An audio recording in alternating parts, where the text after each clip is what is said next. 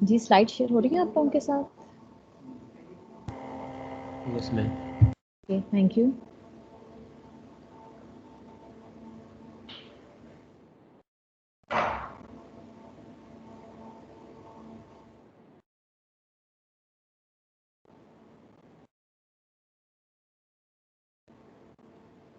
कुछ पर्पस समझ आया आप लोगों को इस कोर्स का?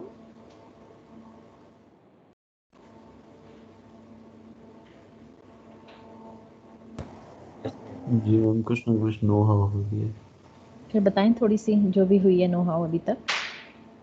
मैम, मैनेजमेंट और इंजीनियरिंग का बेसिक डिफरेंस, इंजीनियरिंग और मैनेजमेंट की इम्पोर्टेंस अलग अलग। कि ठीक है। इंजीनियरिंग इंडिविजुअल रिलेटेड चीज़ है कि उसकी स्किल्स इंडिविजुअल से रिलेटेड, वर्क डन इंडिविजुअल से रिलेटेड, काम उस एक बंदे से रिलेटेड है। पर management team dependent, team work होता है।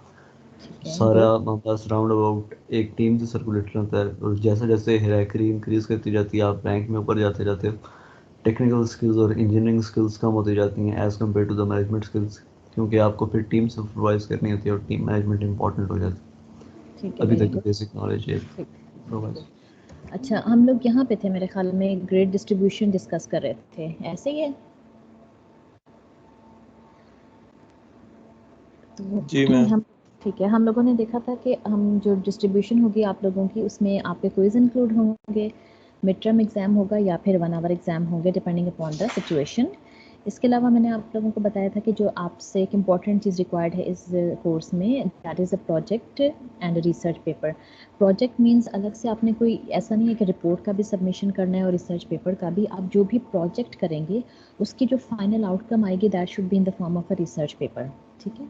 और जो इसमें आप लोगों की मार्किंग होगी ना रिसर्च पेपर की, वो आपकी रिलेटिव होगी। रिलेटिव इन अ सेंस कि मैं ये देखूंगी कि आप एक रिसर्च पेपर लिख के उसको आपने पब्लिशिंग के कितना करीब हो, ठीक है। अगर फॉर एग्जांपल आप किसी लोकल कॉन्फ्रेंस में पेपर एक्सेप्ट करवा लेते हैं या इवन अगर आप अभी से सर्च करें तो हो सकता है अगले 4 महीनों में कोई ना कोई लोकल कॉन्फ्रेंस हो रही हो।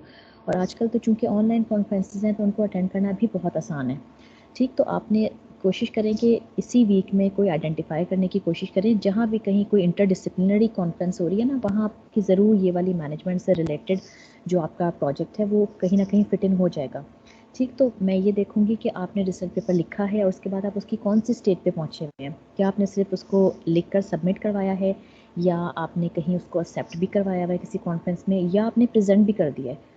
अगर आपने कहीं प्रेजेंट भी कर दिया तो depending upon the worth of that conference आपको स्ट्रेट अवे ये मार्क्स मिल जाएंगे, ठीक है। चाहे आपने जो भी टॉपिक चूज़ किया था वो हो सकता है किसी और का टॉपिक आपसे ज़्यादा बेहतर हो, ज़्यादा प्रैक्टिकल हो, लेकिन अगर आप इस स्टेज तक पहुंच जाते हैं पब्लिशिंग स्टेज तक तो आपको इसका एज दिया जाएगा, ठीक है।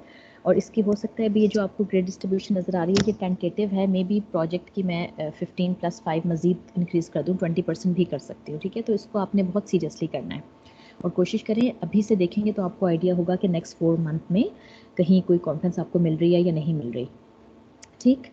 अच्छा इसके अलावा आप लोगों ने जो एक और इम्पॉर्टेंट चीज़ है जिसके मार्क्स आपके काउंट होंगे that is case studies discussion. चूँकि ये कुछ थ्योरेटिकल कोर्स है और हमने इसको थोड़ा सा प्रोफेशनल लाइफ से लिंक करना है, इसलिए ये चीज़ मैंने ऐड की है। केस स्टडीज़ हम देखेंगे डिफरेंट कंपनीज़ की, पाकिस्तानी कंपनीज़ की भी देखेंगे, कुछ इंटरनेशनल कंपनीज़ की भी देखेंगे और उनकी बेस्ट प्रैक्टिसेस को अंडरस्टैंड करने की कोशिश करेंगे कि अगर फॉर एग्जांपल कोई सक्सेसफुल कंपनी है तो उन्होंने क्या प्रैक्टिसेस अप्लाई की हैं अपनी कंपनीज़ में, उनका क्या सिस्टम है जिसकी वजह से वो इतनी सक्सेसफुल हैं। ठीक, तो ये भी होती है, या आपकी इस किस्म की भी केस स्टडीज़ होती हैं जिसमें आपके लिए कोई लेसन होता है, लाइक आपने कोई एक सिचुएशन ले ली, उस सिचुएशन में आप कोई एक रोल प्ले कर रहे हैं एज अ मैनेजर और एज एन एम्प्लॉय, और फिर आपने ये देखना होता है कि आप अपने आप को उस जगह पे रख के डिसाइड करते हैं कि आपका क्या पॉइंट ऑफ व्यू है, आपकी क्या परसेप्शन है, अगर आप उसकी प्लेस पे होते तो आप कैसे बिहेव करते। तो इस तरह से ना डिफरेंट सिचुएशन बेस्ड या सिनेरियो बेस्ड केस स्टडीज़ भी होती हैं जिसमें आपकी इनपुट ली जाती है कि आप क्या सोचते हैं। अब ये जो डिस्कशंस है ये आपके एग्ज़ाम में भी मैं दूंगी, अगर एग्ज़ाम में ना भी आई तो कम से कम आप लोगों की जो रेगुलर केस स्टडी डिस्कशन होंगी उसके ये 5% होंगे। यानी मैं आपको फॉर एग्जांपल कल अगर कोई केस स्टडी अपलोड हूँ तो मैं ये एक्सपेक्ट करूँगी कि नेक्स्ट क्लास में आप उसको पढ़ के आएँ, ठीक है। फिर हम क्लास में डिस्कस करेंगे, मैं किसी का भी रैंडमली किसी का भी रोल नंबर हाईलाइट करके उससे उस केस स्टडीज़ पर कोई इनपुट ले सकती हूँ, ठीक है। तो उसको ज़रूर आपने पढ़ के आना है। इसके अलावा प्रेजेंटेशंस होंगी, ये प्रेजेंटेशंस वो अच्छी है। जी, कोई पूछ रहे हैं कुछ?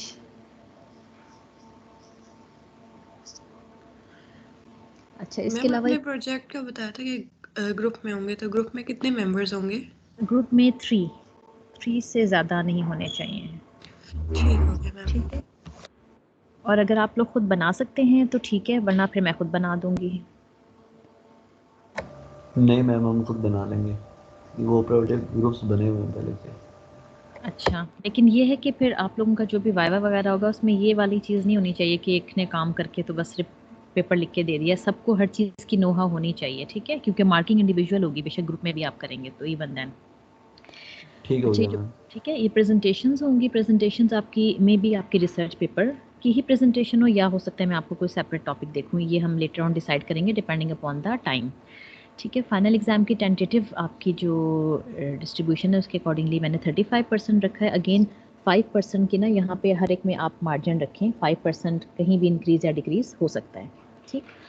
अच्छा, अब थोड़ा एग्ज़ाम के पॉइंट ऑफ व्यू से मैं आपको बता दूं कि क्या कुछ हो सकता है आपके एग्ज़ाम में। कोशिश मैं करूँगी कि आपसे कोई भी डिटेल्ड थियरी तो ना एक्सपेक्ट करूँ, ठीक है, कि आप right a complete note on this concept इस तरह से, लेकिन कॉन्सेप्चुअल क्वेश्चंस हो सकते हैं। फॉर एग्जांपल आप मैनेजमेंट में आगे चल के देखेंगे कुछ टर्मिनोलॉजीज़ होती हैं जैसे एम्पावरमेंट, ठीक है, डिसेंट्रलाइजेशन, या इस किस्म की और भी आप देखेंगे, ठीक है। तो आपको उनकी कितनी नो हाउ है, जैसे जॉब एनरिचमेंट, जॉब एनलार्जमेंट और इस तरह के और मज़ीद टर्म्स भी देखेंगे, ठीक। तो आपको उनका कॉन्सेप्ट होना चाहिए। आपसे मैं ये नहीं एक्सपेक्ट करूँगी कि स्लाइड पे जो डेफिनेशन लिखी हुई है वो रट के आप मुझे एग्जाम में दे दें। आप अपने वर्ड्स में उसको जिस तरह से मर्ज़ी कोई एग्जांपल लेके एक्सप्लेन कर सकते हैं, या कोई सिनेरियो बना के, या सिंपल स्टेटमेंट की फॉर्म में एक्सप्लेन कर सकते हैं, जिस तरह से भी आप उस कॉन्सेप्ट को आपने बस कन्वे करना है, ठीक है। तो कॉन्सेप्चुअल क्वेश्चन इस तरह से होंगे, मे बी 2 या 3 नंबर का, इससे ज़्यादा का नहीं, ठीक। लंबे लंबे पैराग्राफ्स आपको ऐसा याद करने की ज़रूरत नहीं है। ऑब्जेक्टिव्स एमसीक्यूज़ भी हो सकते हैं, ठीक है, शॉर्ट क्वेश्चंस हो सकते हैं, फिल इन द ब्लैंक्स भी हो सकते हैं। इसके अलावा केस स्टडी भी एग्ज़ाम में भी आ सकती है, अदरवाइज़ हम रेगुलर डिस्कशन तो उस पे करेंगे ही, उसके तो सेपरेटली 5% मार्क्स हैं। इसके अलावा जो मैंने आपको बताया था जैसे प्रोजेक्ट मैनेजमेंट का जो हमारा मॉड्यूल है उसमें हम मैक्सिमम जो है वो न्यूमेरिकल्स को टारगेट करेंगे, ठीक है, कि कोई आपको सिचुएशन दे दी गई है, कोई प्रोजेक्ट की एग्जांपल ली गई है, उसकी डिफरेंट एक्टिविटीज़ बताई गई हैं, उनकी ड्यूरेशन है और आपने ओवरऑल उसका टाइम कैलकुलेट करना है, तो न्यूमेरिकल्स भी इन्वॉल्व होंगे। या अगर कोई जैसे क्वालिटी मैनेजमेंट का है तो वहाँ पे भी अगर हम कोई न्यूमेरिकल्स देखते हैं तो वो भी आपके एग्ज़ाम का पार्ट होंगे। यानी आपका एक मिक्स किस्म का एग्ज़ाम होगा, उसमें कुछ भी इंक्लूड हो सकता है जो भी हमने चीज़ें डिस्कस की होंगी। अब थोड़ा सा मैं आपको प्रोजेक्ट और रिसर्च पेपर की बारे में थोड़ा सा गाइड कर दूं कि मेनली जो मैनेजमेंट के रिसर्च होती है उसमें सबसे पहले तो आपने ये डिसाइड करना होता है कि आप क्या किस किस्म की रिसर्च करना चाह रहे हैं। मेनली आपकी रिसर्च को हम डिवाइड करते हैं, it can be either a qualitative research, quantitative research और अ मिक्स्ड मेथड, ठीक है। क्वांटिटेटिव का मतलब ये होता है कि अगर आप जो रिसर्च अगर आप क्वांटिटेटिव करना चाह रहे हैं उसमें आपको एक क्वेश्चनर बनाना पड़ेगा, ठीक है। क्वेश्चनर ज़रूरी नहीं है कि आप बनाएं, ऑलरेडी स्टैंडर्डाइज्ड चेक्ड यानी कि प्रूफ्ड क्वेश्चनर अवेलेबल होते हैं नेट पे, ठीक है, जो कि किसी ने अपने रिसर्च पेपर में यूज़ किए होते हैं, ठीक। तो आप वो वाला क्वेश्चन एज इट इज़ बना बनाया भी यूज़ कर सकते हैं, बजाय कि आप अपना बनाएं।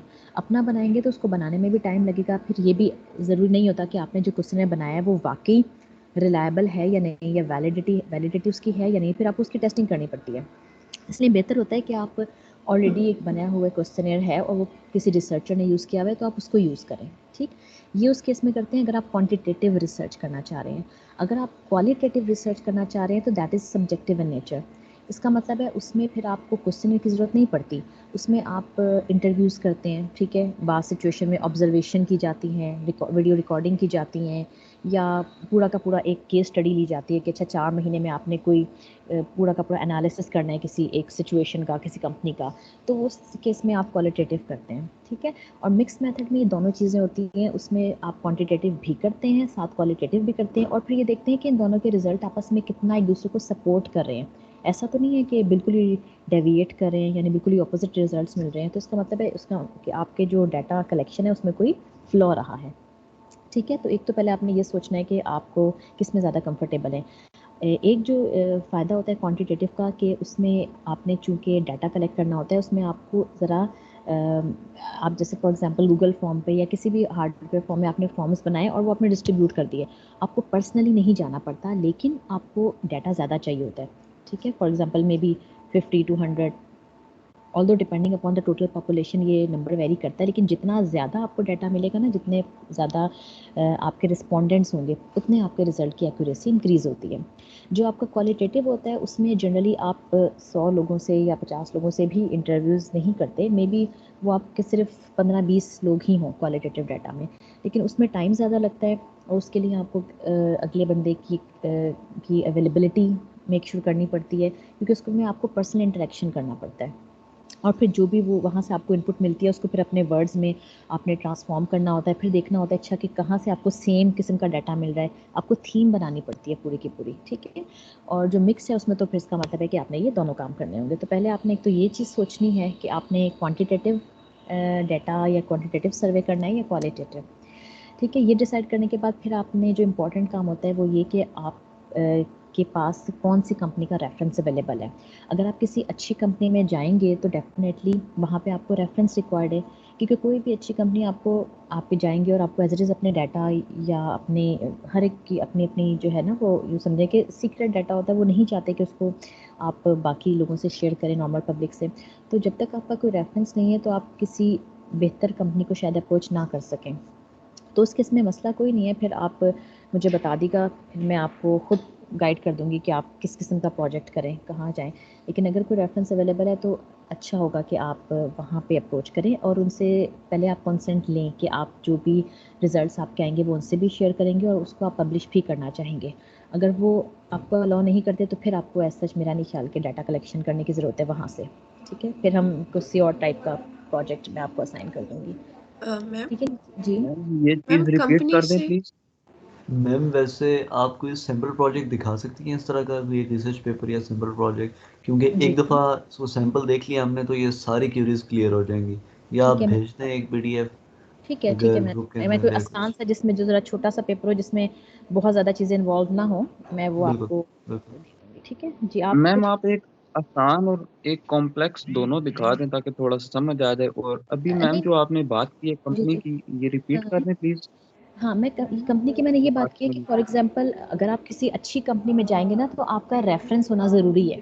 मतलब फॉर एग्जांपल ऐसे मैं किसी भी कंपनी में चली जाऊँ, मैं उन्हें कहूँ कि मुझे आपका जी टेलीनॉर में चली जाऊँ, मैं कहूँ मुझे आपका डाटा चाहिए, मैंने रिसर्च करनी है, तो हो सकता है वो मुझे ना दें। ठीक है? और वो नहीं चाहेंगे कि मैं उनके डाटा को लीक करूँ। तो अगर आपका पास का कोई भाई-बहन, चाचा मामा कोई किसी कंपनी में होता है तो फिर वहाँ पे ऐसा यूँ समझे आपका रेफरेंस अवेलेबल है ना, उन्हें कोई मसला नहीं होगा आपको अपना डाटा देने में। तो मैं ये कह रही थी कि अगर आपको रेफरेंस अवेलेबल है तो आप किसी बेहतर कंपनी को अप्रोच करें। अदरवाइज़ ये है कि आप किसी जो छोटी कंपनीज़ होती है ना, मतलब आप किसी बहुत बड़े लेवल पे ना जाएँ, उसके किसी डिपार्टमेंट को ले लें। तो मोस्टली जो अगर बहुत ही बड़े लेवल की कंपनीज़ नहीं हैं, छोटी-मोटी प्राइवेट हैं खुली भी, वो लोग जनरली अपना डाटा दे देते हैं ईज़िली। तो इस मैं कही थी कि आपको ये मेक श्योर करना है कि ऐसा ना हो आप कंपनी भी डिसाइड कर लें, आप काम भी शुरू कर दें, लेकिन जब आप डाटा कलेक्ट करने जाएँ या डाटा कलेक्ट भी कर लें, तो वो आपको अलाउ ना करें कि आपने इसको पब्लिश करना है। तो फिर कोई फ़ायदा नहीं होगा इस सारी एक्सरसाइज़ का। Ma'am company out of city को सिटी मीन्स अगर हम तब इस्लामाबाद में होंगे मोस्टली लेकिन हम हाँ हाँ बिल्कुल, जैसे अगर फिलहाल फॉर एग्जांपल आप लोग अगर इस्लामाबाद में नहीं हैं, जो हॉस्टलाइट्स हैं वो अपने अपने इस वक्त मेन सिटीज़ में हैं, तो वहाँ पे अगर आपको कोई मिलती है तो आप वहाँ से भी डाटा कलेक्ट कर सकते हैं। बस मैं ये चाहूँगी कि आप लोग ना ऐसी कंपनी सेलेक्ट करें जहाँ पे आप फिजिकली विजिट ज़रूर करें। ये ना आप करें कि आपने बस जो है वो क्वेश्चनर फ्लोट कर दिया, किसी को ईमेल कर दिया, उसे कहा फिल मैम करवा दें। डेटा के बारे में बता दीजिएगा, डेटा किस तरह का कलेक्ट करें हम, यानी किस रेफरेंस का है, किस टाइप का? दैट मैं आपको ये भी चलें बता दूंगी, जैसे फॉर एग्जांपल अभी आगे टॉपिक सारे हैं ना, मैं उस वहाँ पे इस चीज़ को दोबारा से एलेबोरेट करती हूँ, ठीक है। अभी मैं एक दफ़ा ना प्रोसीजर आपको बता दूँ कि क्या होगा आपके प्रोजेक्ट और रिसर्च पेपर का, ठीक है। तो आपने फॉर एग्जांपल यूफोन सेलेक्ट कर लिया, यूफोन में आपका कोई रेफरेंस है, वहाँ उन्होंने आपको अलाउ किया है कि आप डाटा कलेक्ट कर सकते हैं हमारे एम्प्लॉयज़ के साथ, ठीक है। तो आपने, अगर आपको लग रहा है कि आपने जो भी सेलेक्टेड कंपनी है वो एक बिगर लेवल पे है, ठीक है, उसका बड़ा मेन हेड ऑफिस है और बहुत सारे और जो है वो ब्रांचेस भी हैं, तो आप उसका कोई डिपार्टमेंट भी ले सकते हैं, ठीक है। मतलब आप फाइनेंस डिपार्टमेंट ले लें, मार्केटिंग ले लें, या और कोई क्वालिटी डिपार्टमेंट ले लें, एचआर डिपार्टमेंट ले लें, कोई भी ले सकते हैं अगर आपको लगता है कि वो इतनी प्रॉपर कंपनी है कि उसका हर डिपार्टमेंट इंडिपेंडेंटली वर्क करता है, ठीक।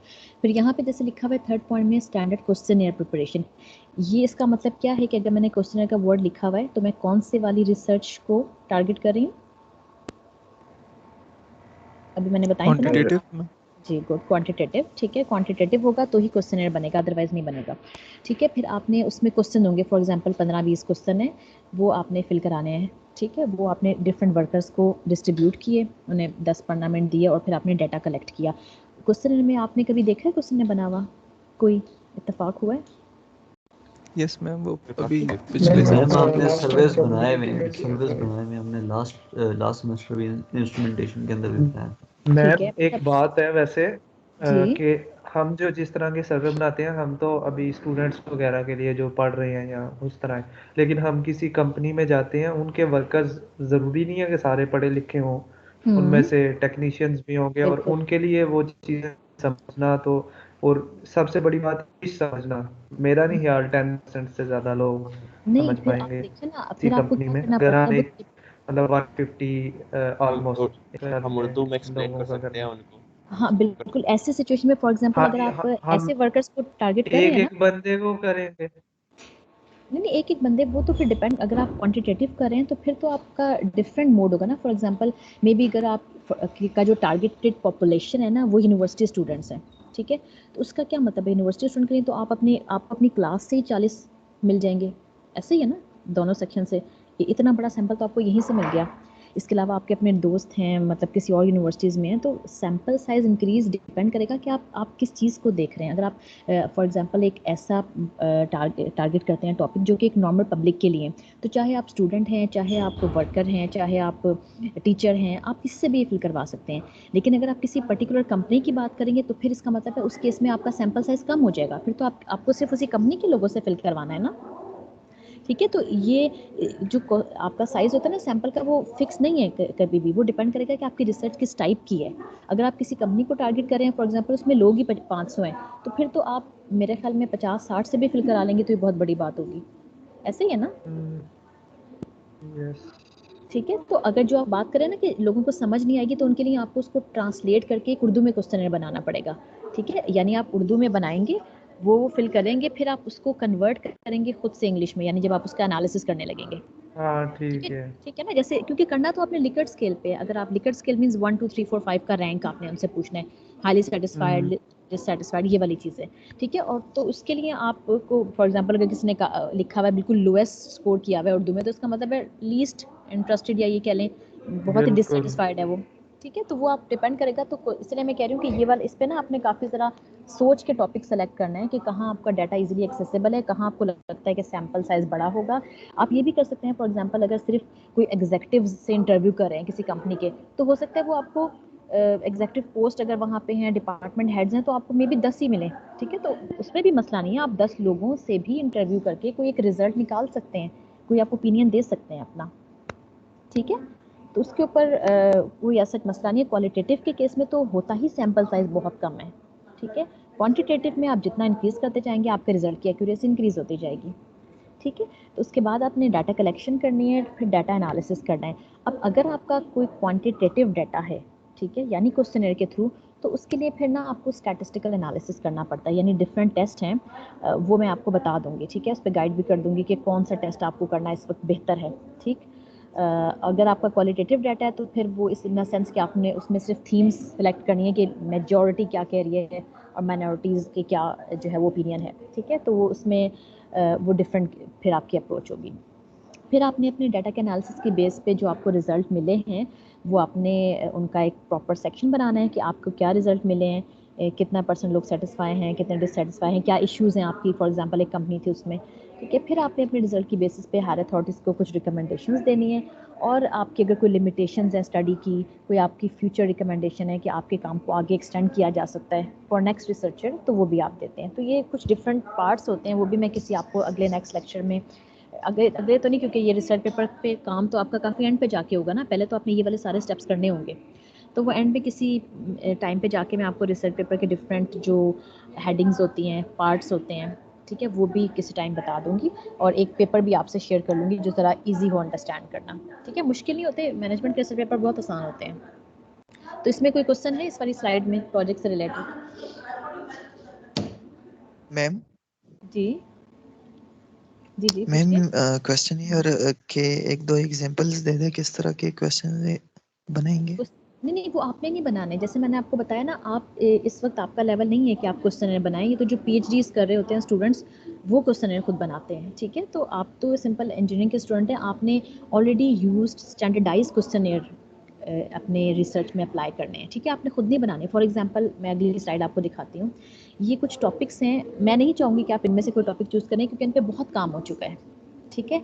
एम्प्लॉय का मोटिवेशन लेवल देखना, ट्रेनिंग्स के ऊपर देखना, अगर कुछ नहीं समझ आता तो फिर उस केस में आप इनमें से कोई टॉपिक लें, अदरवाइज ये सिर्फ मैंने आपके लिए एज अ सैम्पल लिखे हैं कि इनके ऊपर ये बहुत कॉमन टॉपिक्स हैं जिन पे बहुत काम हुआ हुआ है, आपको हज़ारों पेपर मिल जाएंगे इन टॉपिक्स के ऊपर, ठीक है। किसी सिस्टम देख लिया, किसी कंपनी का, इंडस्ट्री का कोई डिपार्टमेंट देख लिया, कोई किसी कंपनी का बिजनेस प्लान अगर आपने देख लिया कि वो स्टार्ट करनी है कोई कंपनी, तो क्या किस किस्म का होता है बिजनेस प्लान, क्वालिटी डिपार्टमेंट का एनालिसिस कर लिया, उसके different stages, quality assurance, quality control, total quality, ये चीज़ें देख ली, या एचआर ऑडिट कर लिया किसी कंपनी का, फाइनेंस डिपार्टमेंट देख लिया, एस्टैब्लिशमेंट देख लिया।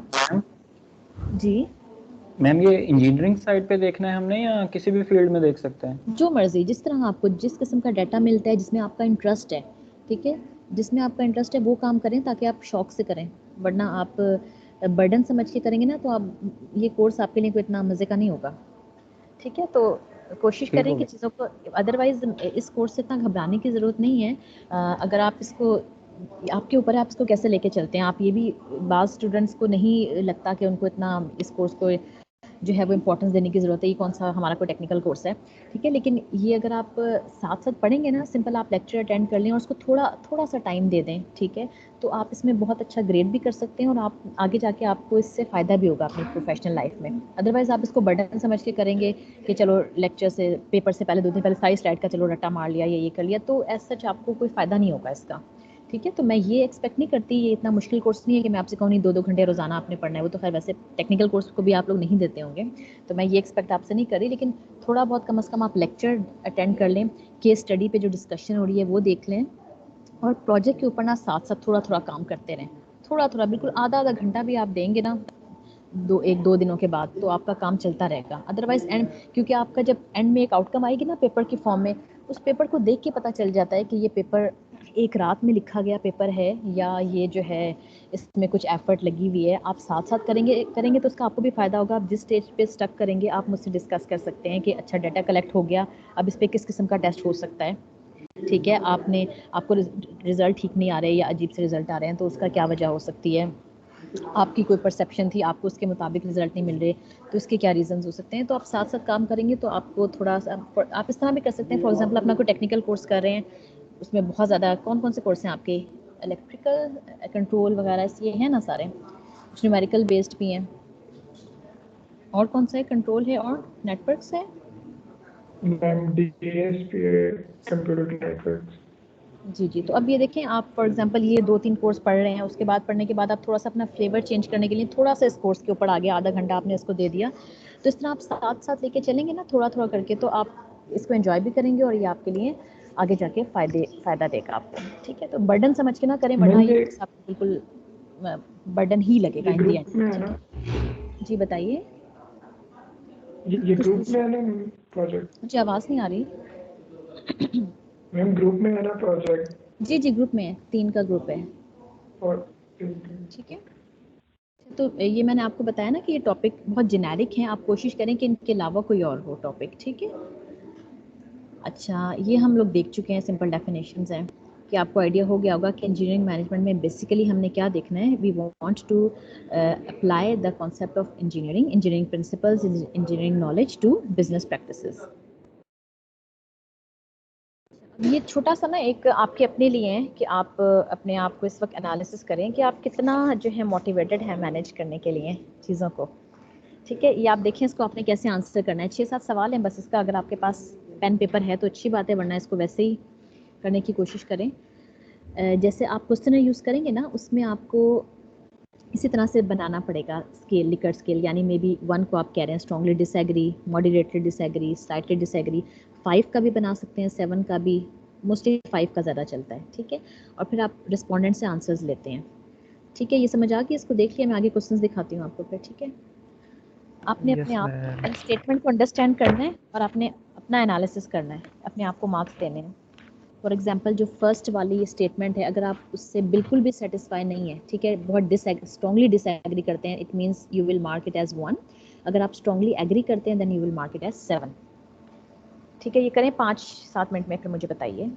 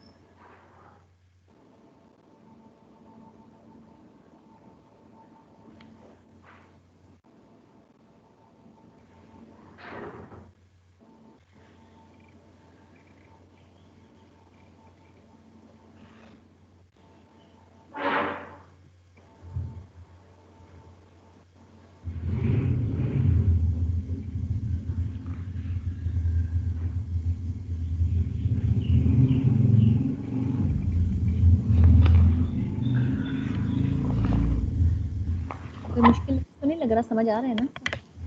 समझ तो आ रहा है मैम, लेकिन पता नहीं है क्या बोलते हैं आप। कर दिया वैसे। कर दिए, अच्छा ज़रा सम करके बताइए मुझे क्या स्कोर आ रहा है आपका। 18 प्लस 15।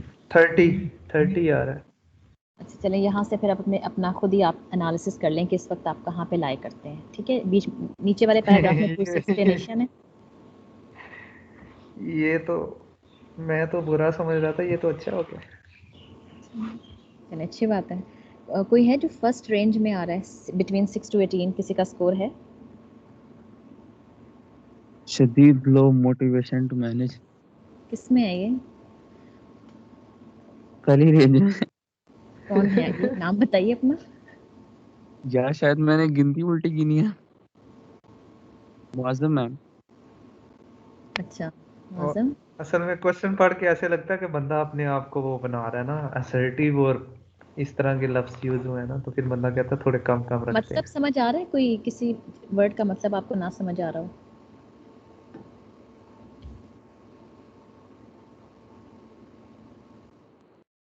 अब मेनली ना यहाँ पर आपका एटीट्यूड टेस्ट हुआ है कि आपका एटीट्यूड किस किस्म का है। ठीक है, फेवरेबल एटीट्यूड टुवर्ड अथॉरिटी, ये तो समझ आता है ना। अथॉरिटी मीन्स कि आपके ऊपर कोई फॉर एग्जांपल आपका सुपरवाइज़र है या आपका इमीडिएट बॉस है, तो आप इसका सिर्फ मैनेजर का काम ये नहीं होता कि वो ऑर्डर दे, उसमें ये भी एटीट्यूड उसका होना चाहिए पॉजिटिव, कि वो अपने हर अथॉरिटी से कैसे ऑर्डर्स को एक्सेप्ट करते हैं और उन पे कैसा रिस्पॉन्स शो करता है।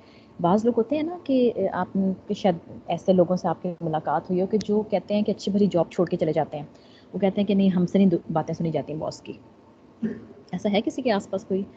तो और जनरली वो अपना बिजनेस भी शुरू कर देते हैं, क्योंकि उनकी नेचर में ना ये चीज़ नहीं होती, उनके पर्सनैलिटी का पार्ट नहीं होती कि वो किसी से ऑर्डर्स लें, उसको रिपोर्ट करें। उन्हें लगता है कि बस वो अपना काम खुद करेंगे, अपनी मर्ज़ी से करेंगे, अपने टाइम पे आएंगे, अपने टाइम पे जाएंगे। तो इट मीन्स कि वो फिर इस किस्म की एक हिरार्की में काम नहीं कर सकते, वो कंफर्टेबल फील नहीं करते। इसलिए वो जनरली अपनी जॉब स्विच कर लेते हैं या फिर जॉब की जगह कोई और अपना पर्सनल बिजनेस स्टार्ट कर देते हैं। तो जो अच्छे मैनेजर्स होते हैं उनका यही काम नहीं होता कि वो सिर्फ दूसरों को पावर डेलीगेट करें या दूसरी टीम्स बनाएं, अपनी टीम्स को मॉनिटर करें, अपने सुपरवाइजर के ऑर्डर्स पे वो कैसे रिस्पॉन्ड करते हैं ये भी एक क्वालिटी होनी चाहिए उनमें।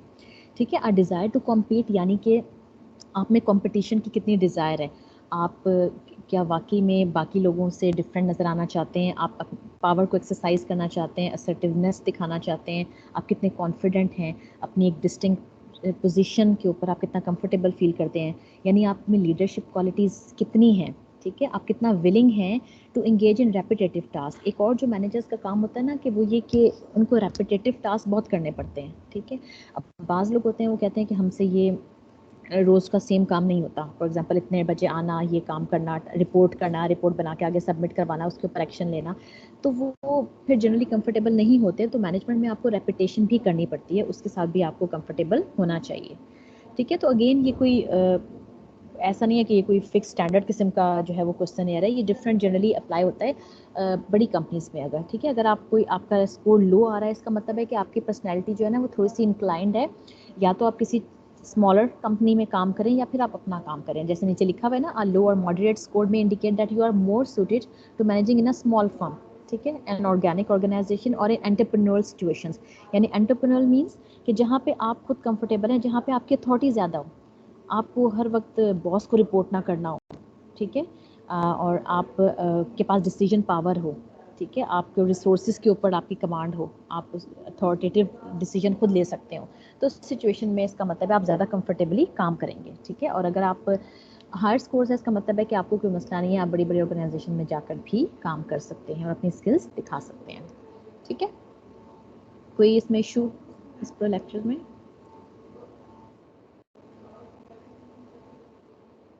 क्लियर है? आगे चलें।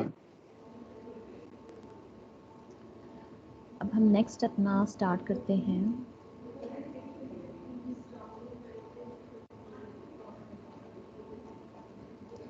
मैंने बुक भी अपलोड कर दी थी, 11th एडिशन इसका है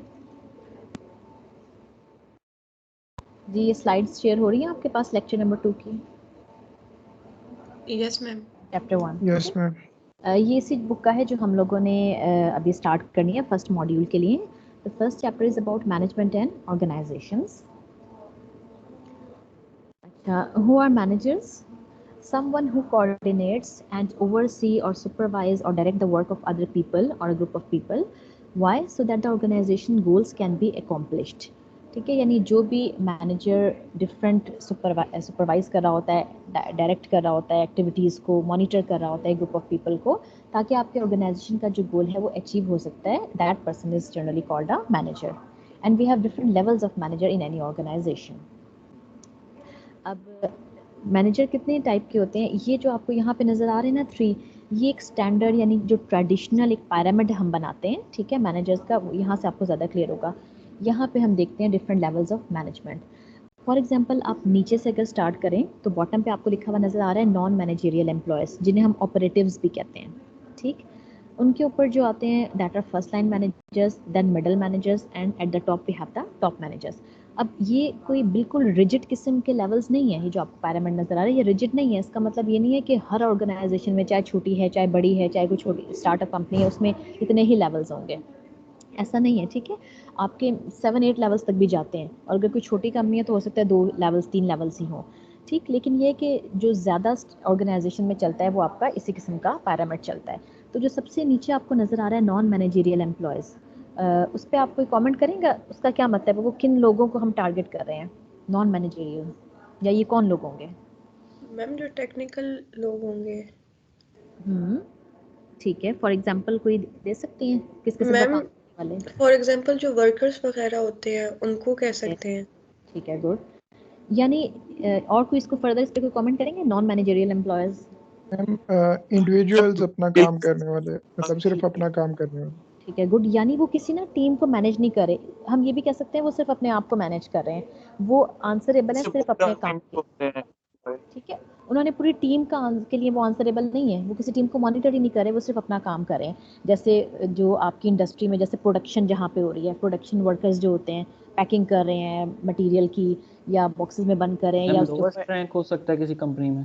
बिल्कुल लोएस्ट रैंक, ठीक है, लोएस्ट रैंक भी हो सकता है, लेकिन अगेन इसके अंदर भी फर्दर लेयर्स हो सकती हैं, ठीक है, क्योंकि अगर आप बिल्कुल लोएस्ट पे जाएंगे ना तो उसमें तो आपके वो जैसे अटेंडेंट्स आ गए, तो इसका मतलब ये नहीं है कि इस पूरी ऑर्गेनाइजेशन में सिर्फ अटेंडेंट्स ही नॉन मैनेजरियल एम्प्लॉयज़ हैं, उसके अलावा भी नॉन मैनेजरियल हो सकते हैं, ठीक है। फिर आपको ना इस तरह देखना पड़ेगा कि अच्छा आप एडमिनिस्ट्रेटिव साइड की बात कर रहे हैं या आप प्रोडक्शन साइड की बात कर रहे हैं, क्योंकि हो सकता है इसके अंदर फर्दर आपको ना ब्रांचेस मिल जाएं, ठीक है। तो बस मेन कॉन्सेप्ट ये है कि वो सिर्फ अपने काम के लिए रिस्पॉन्सिबल हैं, वो किसी ग्रुप ऑफ पीपल को मॉनिटर नहीं कर रहे।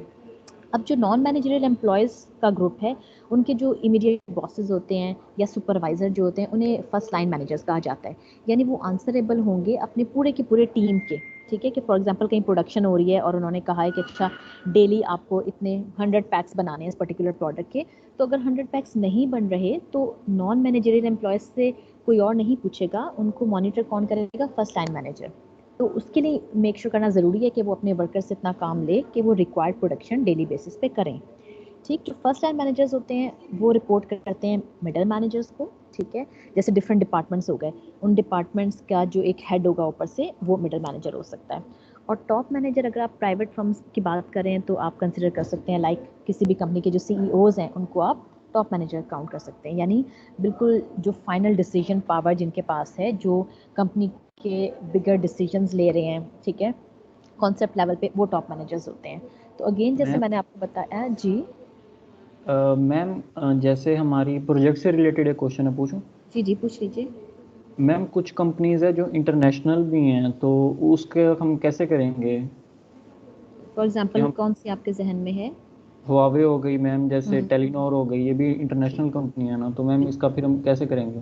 फिर आप ये कर सकते हैं कि जैसे पाकिस्तान में जो भी इनका ऑफिस है ना, इनका हेड ऑफिस जो इनकी ब्रांच है, आप सिर्फ उसको लेकर उनकी परमिशन से आप उसका वहाँ पे कोई पर्टिकुलर टॉपिक को देख सकते हैं, ठीक हो गया मैम। ठीक है, क्योंकि अब और वो तो पॉसिबल ही नहीं है ना कि आप पूरे हवाई ऑल ओवर द वर्ल्ड जहाँ जहाँ जिस कंट्रीज़ में इनके ब्रांचेस है आप उन सबसे डाटा कलेक्ट करें, वो तो पॉसिबल ही नहीं है। तो आपने सिर्फ या इस्लामाबाद को टारगेट कर लें, फिर आप सिटी के अंदर आ जाते हैं ना। जैसे फॉर एग्जांपल मुझे एक रिसर्च पास में करनी पड़ी थी स्टूडेंट्स की, तो मुझे अब मेरे लिए मुश्किल है कि मैं इवन लाहौर, कराची वगैरह ऐसे यहाँ पे भी जाके डाटा कलेक्ट करूँ, तो मैंने सिर्फ इस्लामाबाद की 2-3 यूनिवर्सिटीज़ ले ली और मैंने अपनी रिसर्च में मेंशन किया कि ये सिर्फ जो लिमिटेड है, या ये कह लें कि लिमिटेशन है मेरी रिसर्च की, वो सिर्फ इस सिटी तक महदूद है, ठीक है, और इस सिटी की भी सिर्फ ये 3 यूनिवर्सिटीज़ हैं, ठीक है। तो आपको थोड़ा सा जनरल आइडिया हो जाता है, लेकिन आपको ये चीज़ रिफ्लेक्ट करनी पड़ती है फिर अपने रिसर्च में, ठीक है। अच्छा, अब ये पायरामिड हमने देखा कि डिफरेंट लेवल्स होंगे मैनेजर्स के। यहाँ इसकी कुछ डेफिनेशंस लिखी हुई हैं, वही सिंपल कि ये आप अपने वर्ड्स में लिखें, ठीक है, मैं नहीं चाहूँगी कि आप इनको याद करें। अब फॉर एग्जांपल हम यहाँ पे भी देख लेते हैं, कोई मुझे बताएगा, मैं अगर, क्योंकि आप IST में हैं, तो IST में अगर हम कहें कि अच्छा ये पायरामिड फॉलो हो रहा है, तो आप कौन, तलहा आप डिफाइन करेंगे who are top managers, who are middle managers, who are first line managers? Ma'am IST या डिपार्टमेंट वाइज? नहीं, IST पूरा चले, IST ले लें। मैं देखती हूँ ये अगेन आप लोगों की परसेप्शन है, ठीक है। तो आप IST को अगर मैं कहूँ तो आप किस तरह डिफाइन करेंगे इन लेवल्स को?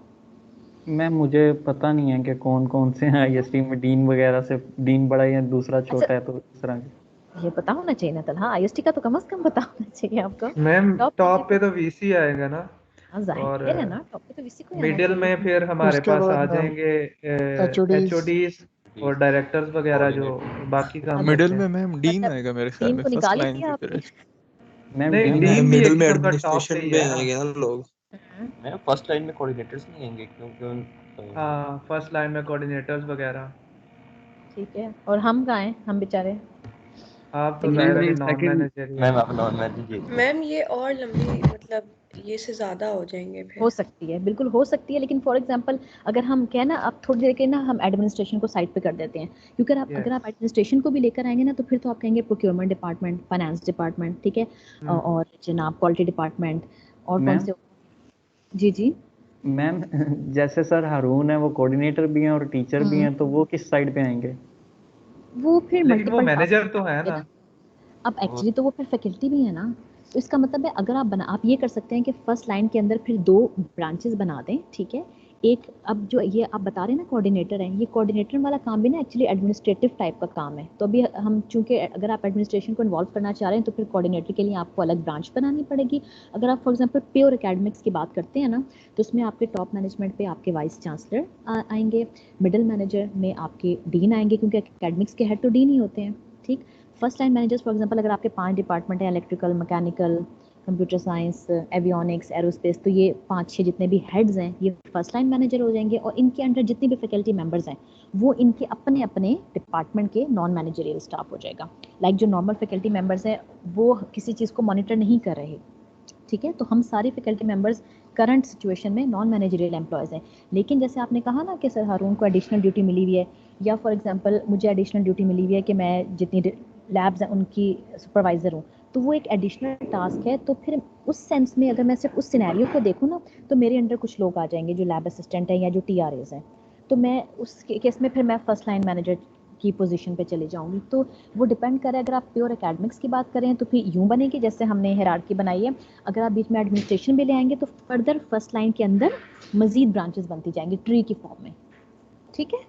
तो ये इसलिए मैंने आपको कहा कि ये रिजिड नहीं होता लेवल ऑफ मैनेजमेंट, ये ऑर्गेनाइजेशन टू ऑर्गेनाइजेशन भी और पर्सन टू पर्सन भी, कि आप आपकी परसेप्शन क्या है, आपको अपनी परसेप्शन के मुताबिक क्या लेवल्स ऑफ मैनेजमेंट नज़र आ रहे हैं उस पर डिपेंड करेगा, ठीक है। लेकिन कुछ कॉमन सेंस होती हैं, अगर आपको पता है कि अच्छा नहीं बिल्कुल स्ट्रिक्टली आपको नज़र आ रहा है कि नहीं ये 5 लेयर्स हैं तो फिर वो 5 ही हैं, ठीक है। लेकिन अगेन अगर आपके मल्टीपल टास्किंग हो रही है तो फिर लेयर्स चेंज हो जाएंगी।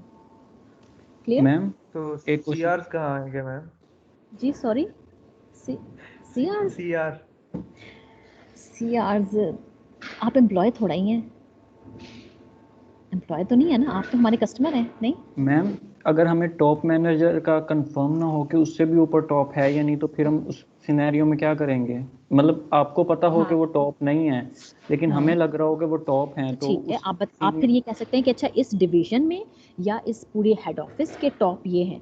अब अगर फॉर एग्जांपल मैं आपसे कहूँ कि अभी तो मैंने कहा ना एकेडमिक्स की, जी कुछ पूछना है मैम? जैसे VC सर हैं तो वो जी। हमारे नज़दीक टॉप पे हैं, अब हमें नहीं पता कि वो किसी से ऑर्डर ले रहे हैं या नहीं ले रहे जी, चांसलर से। बिल्कुल। तो अभी आप देखिए हम सिर्फ एकेडमिक्स से और इस इंस्टीट्यूट की बात यूँ समझे, मैम, आप ये स्पार्को हम इस भी कैंपस की बात करें। स्पार्को बिल्कुल, भी अभी मैं somehow आपको इन्वॉल्व होगा ना उधर। जी मैं आपको ये अभी बताने लगी थी कि फॉर एग्जांपल एक्चुअली तो जो ये टॉप मैनेजर्स हैं ना, इसमें अगर मैं डालना चाहूँ तो मैं कहूँ नहीं, मैं स्पार्को चेयरमैन को अगर मुझसे पूछें तो मैं कहूँगी नहीं ही इज़ टॉप मैनेजर। लेकिन वो उस हद तक है कि फॉर एग्जांपल जब तक हम, अब वो थोड़ी सी ना ऐसी बातें जो मैं यहाँ पे इस वक्त नहीं कर सकती, लेकिन ये है कि वो डिपेंड करता है ना कि फंडिंग्स आपको कहाँ से मिल रही है, ठीक है। अब फॉर एग्जांपल आप HEC से फंडिंग ले रहे हैं, सिर्फ HEC से, अभी आप स्पार्को से फंडिंग नहीं ले रहे, तो फिर हम यहाँ पे चेयरमैन को इन्वॉल्व नहीं करेंगे ना, फिर इसका मतलब है Sparco is a side activity या साइड डिपार्टमेंट। अगर फॉर एग्जांपल हम सारी फंडिंग HEC से ले रहे हैं, इट मीन्स फिर हमें स्पार्को चेयरमैन से की जो भी डिसीजंस हैं वो फिर हमें नहीं ऑर्डर्स दे रहे ना, हम जब उनसे किसी की फंडिंग नहीं ले रहे। समझ आ रही है बात की? जी मैम, आगे समझ। ठीक है, तो इसका मतलब है कि अगर फॉर एग्जांपल हम सिर्फ प्योरली एक इंस्टीट्यूट की बात कर रहे हैं, अदरवाइज तो फिर आप इसको लेयर को बड़ा करना चाहें ना, तो फिर आप इसके अंदर बहुत सारी चीज़ों को और डालेंगे। आप सिंडिकेट को डालेंगे, आप सेनेट को डालेंगे, ये कुछ बड़ी बॉडीज़ होती हैं, ठीक है, जो मैं नाम ले रही हूँ, ठीक है। तो वो फिर हमें हमारी जितनी इन्फॉर्मेशन है, और ये यूँ समझने की जो एक नॉर्मल परसेप्शन है देखने वाले के लिए, उसमें क्या क्या लेवल्स हैं हम फिर उसके अकॉर्डिंगली डिफाइन करते हैं। तो अगर आप ये भी मुझे बताएंगे ना top manager, VC, dean, heads and then faculty, तो वो गलत नहीं है, दिस इज इक्वली ट्रू। ठीक है, ठीक हो गया। अच्छा, इसके बाद ऑर्गेनाइजेशन की हम बात करते हैं। अब ऑर्गेनाइजेशन क्या होती है, क्या पर्पस होता है ऑर्गेनाइजेशन का किसी भी?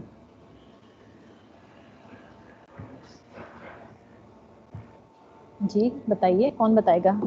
ऑर्गेनाइजेशन तो लोगों को रन करने के लिए होती है कोई ना। चीज़ ऑर्गेनाइज कर रहे हो, किसी चीज़ को रन कर रहे हो। यानी क्या होना चाहिए आपके पास सबसे पहले? मैनेजर्स होने चाहिए। तो मैनेजर तो आप बाद में हायर करेंगे ना, पहले आपने ये तो पर्पस होना चाहिए, पर्पस कोई पर्पस होना कॉमन चाहिए, गोल पर्पस होना चाहिए। कोई। ठीक है, वेरी गुड। पर्पस यानी आपका ऑब्जेक्टिव, कोई गोल कुछ होगा तो आप सोचेंगे ना कि अच्छा मुझे किस किस्म के बंदे चाहिए हायरिंग के लिए, ठीक है। तो पहले से आप मैनेजर हायर कर लेंगे तो फिर आपको ये नहीं पता आपने करना क्या है, तो फिर आप, इसका मतलब है सही बंदों की हायरिंग तो नहीं कर रहे ना, ठीक। तो मेनली ऑर्गेनाइजेशन क्या है? It is a deliberate arrangement of people assembled to accomplish some specific purpose that individuals independently could not accomplish alone. यानी एक स्पेसिफिक पर्पस होगा, ऑब्जेक्टिव होगा, गोल होगा, कोई विजन होगा, कोई मिशन होगा, उसको अचीव करने के लिए कोई ऑर्गेनाइजेशन बनाई जाती है जिसमें आप फिर ह्यूमन रिसोर्स और बाकी के रिसोर्सेज ऐड करते हैं। तो सबसे पहले आपकी कोई भी ऑर्गेनाइजेशन, इवन आप कोई छोटी सी कंपनी भी स्टार्ट करेंगे तो आपका कुछ ना कुछ विजन और मिशन होना चाहिए। अब विजन और मिशन में क्या डिफरेंस होता है, ये कौन बताएगा? मौजम बताएं। मैम विजन So- एक लॉन्ग जी जी जो मैं समझता हूँ विजन एक लॉन्ग एंड आपका होगा कि यार ये एक इस तरह जाना चाहिए। मिशन होगा कि एक short term step by step process है कि फिलहाल अभी मेरा ये मिशन है। विजन को अचीव करने के लिए मिशंस बनाए जाते हैं। ठीक है, वेरी गुड। विजन जनरली ना आप जो अल्टरनेट टर्म यूज़ करते हैं विजन के साथ, वो होती है ड्रीम। यानी आपका ख्वाब होता है और काफ़ी ना ज़रा फ्यूचरिस्टिक होता है कि मे बी आज से आप 5 साल बाद 10 साल बाद अपने आप को कहाँ देखते हैं, ठीक है, आप क्या अचीव करना चाहते हैं, आपका क्या ड्रीम है। और मिशन जनरली ये होता है कि आपकी करंट स्टैंडिंग कहाँ पे है, आपकी इस वक्त क्या स्ट्रेंथ हैं, क्या वीकनेसेस हैं, कहाँ आप स्टैंड कर रहे हैं और अपने अपने विजन को अचीव करने के लिए क्या क्या स्टेप्स लेने हैं। ठीक है, तो जनरली आपको ना, आप किसी भी कंपनी की अच्छी सी वेबसाइट पे जाएं, वहाँ आपको बड़ी बड़ी मुश्किल ना विजन और मिशन स्टेटमेंट्स नज़र आएंगी। हाँ, आपकी आईएसटी की भी कोई विजन मिशन स्टेटमेंट है, डिपार्टमेंट की भी है, तो जनरली वो ये रिफ्लेक्ट कर रहा होता है कि आपका एक्चुअली टारगेट है क्या और आप उसको अचीव करने के लिए क्या कुछ कर रहे हैं। ठीक है, तो ये मेन डिफरेंस है। Vision is a broad term, more futuristic, ठीक है, और mission your current standing and how will you achieve your vision. तो ये होता है आपका मिशन। तो मिशन की हेल्प से आप अपने विजन को अचीव करते हैं। अब जब भी आप ऑर्गेनाइजेशंस की बात करते हैं तो उसमें कुछ कॉमन कैरेक्टरिस्टिक होते हैं जो हर ऑर्गेनाइजेशंस में होंगे। They will have a distinct purpose, goal यानी ऑब्जेक्टिव जो भी हमने बात की, and it will consist of people यानी ह्यूमन रिसोर्स, ठीक, and they will have a deliberate, plan, calculated structure